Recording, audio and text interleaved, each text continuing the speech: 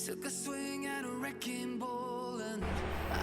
teman-teman, pada segmen yang sekarang kita akan membahas tugas kelas 7 bab 1 aktivitas 1.2. Ini ada 5 pertanyaan dan 5 pertanyaan itu nanti kita akan bahas bareng-bareng, kita belajar bareng-bareng. Nomor 1 sampai 4 saya akan menjelaskan melalui video, semacam video infografis begitu ya. Jadi nanti Anda lihat itu. Terus kemudian untuk yang pertanyaan nomor 5 itu memang perlu dijelaskan karena memang menanyakan latar belakang gitu ya. Jadi harus ada penjelasan yang lebih rinci seperti itu supaya memang lurus pemahaman seperti itu. Oke, kita langsung aja kita saksikan tayangan berikut ini.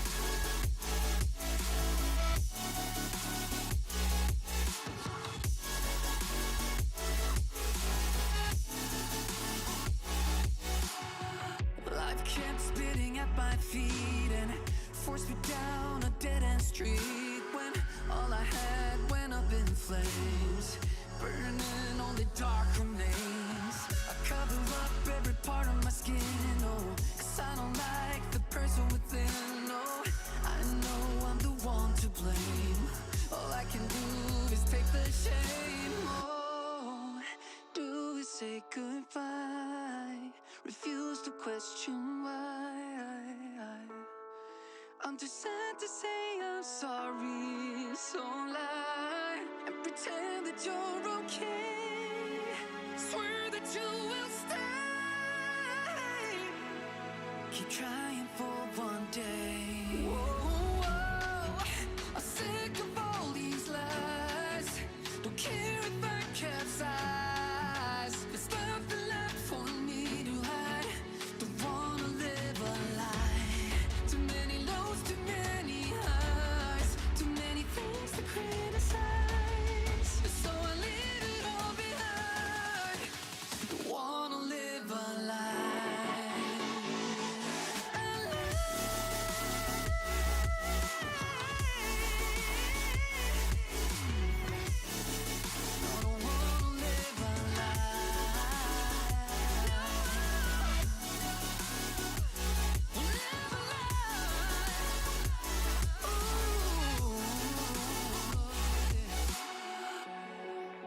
Sick of all these lies.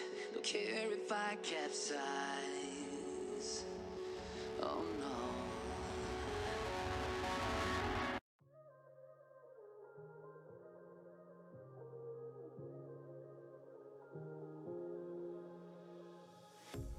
A pair of jeans, a shirt or two. We didn't pack as if we weren't going back. It doesn't matter if it's true. Oke, gimana? Mungkin sudah jelas ya untuk yang nomor 1 sampai nomor 4. Kita akan membahas untuk yang nomor 5. Bapak Hatta itu tanggal 16 Agustus itu begadang bareng-bareng lah sama Bapak Soekarno, dan kita udah tahu begadangnya ngapain gitu ya. Sampai ceritanya katanya sampai sahur juga di rumah Laksamana Maeda itu gitu. Seperti itu. Kenapa sahur? Karena memang di bulan itu memang lagi, di hari itu memang lagi di bulan Ramadan gitu. Seperti itu. Jadi sampai sahur gitu, sampai diketahui di situ dikatakan bahwa Dr. Muhammad Hatta itu makan sahurnya itu makan telur, makan roti sama sarden gitu. Nah, akhirnya besok paginya Bapak Dr. Muhammad Hatta mendampingi Insinyur Soekarno untuk membacakan teks proklamasi. Nah, lalu kemudian ada cerita yang menjadikan kita bisa menjawab pertanyaan ini, yaitu Dr. Andes Muhammad Hatta itu sore tanggal 17 Agustus masih di hari yang sama, di hari proklamasi, itu kedatangan tamu. Ketika ditanya siapa namanya gitu, dalam biografi tersebut, Bapak Dr. Andes Muhammad Hatta itu lupa namanya. Jadi yang diingat itu adalah Ofsir Angkatan Laut Jepang dari bagian Indonesia Timur waktu itu. Lalu kemudian berkata bahwa katanya ada perwakilan dari Katolik dan Protestan menyatakan bahwa keberatan dengan dasar negara Indonesia, terutama sila yang pertama. Di sila yang pertama itu menyatakan bahwa sila yang pertama yang mana ini, yaitu versi tanggal 22 Juni yang sudah ditandatangani oleh Panitia 9. Seperti itu. Apa isinya? Di sila yang pertama itu menyatakan bahwa ketuhanan dan kewajiban menjalankan syariat Islam bagi pemeluk-pemeluknya. Nah, itulah yang dimaksud dengan 7 kata itu. Nah, apa yang jadi soal? Yang jadi soal adalah persis atau menuju kepada agama tertentu, atau mengerucut kepada agama tertentu, yaitu Islam, yang notabene adalah agama mayoritas di Indonesia, seperti itu. Lalu kemudian akhirnya udah pergi begitu ya, sang Kaigun itu, karena waktu di zaman Jepang Ofsir Laksamana itu ya disebutnya itu Kaigun katanya, seperti itu. Kaigun itu bukan nama orang begitu, tapi memang nama jabatan lah kalau kita mah gitu, seperti itu. Nah, lalu kemudian Bapak Dr. Muhammad Hatta itu ya merenung gitu. Merenung apa? Karena gestur dari Ofsir Laksamana itu, gesturnya itu kok seperti genting banget gitu kalau misalnya aspirasi tersebut tidak digubris atau tidak diakomodasi begitu. Gesturnya itu berpikir ke sana. Bagaimana gitu caranya? Akhirnya kegelisahan tersebut diobrolin lah kalau bahasa kita mah gitu ya, dengan Bapak Insinyur Soekarno. Akhirnya Bapak Insinyur Soekarno mengatakan bahwa ya sudah, kita bertemu saja, katanya, dipertemukan saja teman-teman dari perwakilan Islam atau perwakilan Muslim, seperti itu. Akhirnya keesokan paginya tanggal 18 Agustus itu dipanggil.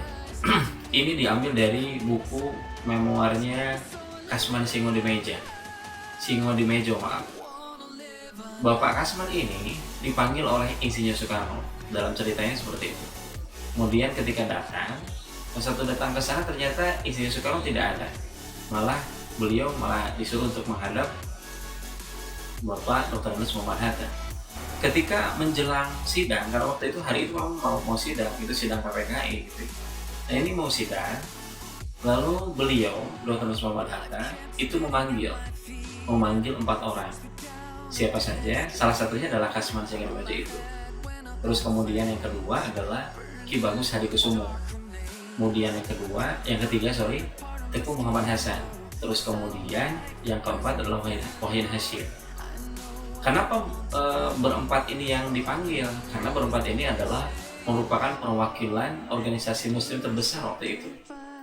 Seperti itu. Dan mungkin sampai sekarang juga iya gitu ya. Berempat itu datang, ketemu dalam sebuah ruangan. Nah, di biografinya tidak diomongin di ruangan yang mana. Tapi yang jelas memang beda ruangan dengan sidang PPKI atau gambar kalau sidang PPKI yang kita sering lihat di buku PPKI itu bukan di situ. Tapi memang ada ruangan tapi daerahnya di sebelah situ.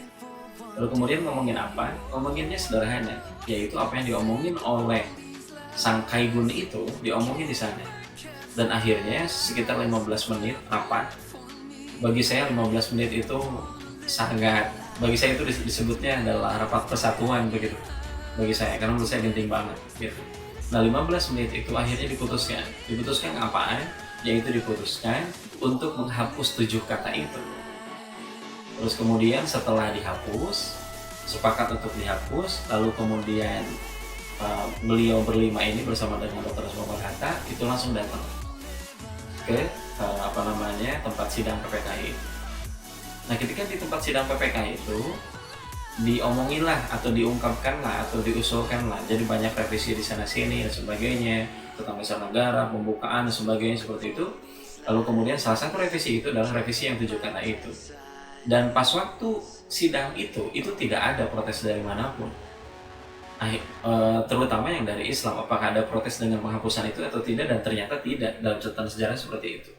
Lalu kemudian akhirnya diputuskanlah bahwa akhirnya yang awalnya ketuhanan dan kewajiban menjalankan syariat Islam bagi pemeluk-pemeluknya itu akhirnya dihapus menjadi ketuhanan yang Maha Esa. Jadi itulah latar belakangnya. Jadi runtutannya sederhana, jelas, begitu. Yang pertama dari Piagam Jakarta, isinya adalah yang tadi, yang ada menjalankan syariat Islam itu tanggal 22 Juni. Lalu kemudian di tanggal 17 Agustus datang Sang Kaigun. Lalu kemudian tanggal 18 Agustus itu ada rapat. Lalu kemudian yang terakhir adalah diputuskan pada sidang PPKI menyatakan bahwa dasar negara Indonesia yaitu Pancasila, isinya adalah sila yang pertamanya adalah sekarang sudah berubah, yaitu dengan ketuhanan yang Maha Esa. Maaf mungkin terlalu panjang jawabannya, mungkin saya agak belepotan pas aku ngomongnya, mungkin ada kata yang mungkin kurang tepat, mungkin ada data yang mungkin kita berbeda dengan sang pendengar begitu, atau yang menyaksikan begitu, sang penonton yang menyaksikan, mohon maaf. Dan terima kasih, sesi ini sudah berakhir dan kita sudah selesai mengerjakan semua soal, dan semoga sehat selalu dan jangan lupa bahagia. But if in time it's yesterday, your picture's gone.